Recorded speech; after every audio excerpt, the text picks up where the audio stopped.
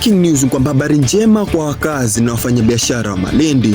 Ujenzi wa barabara ya Mwembe Kuku hadi Market Village imeendelea vizuri sana na sasa imefikia takriban asilimia 95 ya ukamilisho, huku ikitarajiwa kuanza kazi yake rasmi wiki ijayo.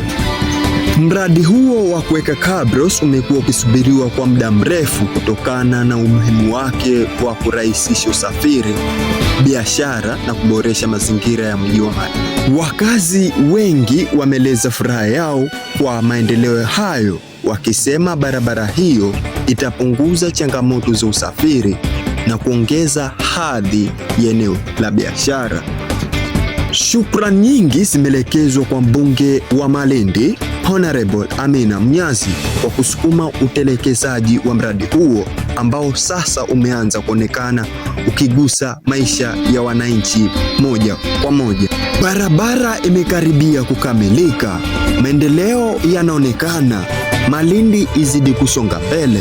Usisahau kulike, kucomment, kushare na kusubscribe kwenye channel ya 1X Media ili uzidi kupata taarifa zaidi.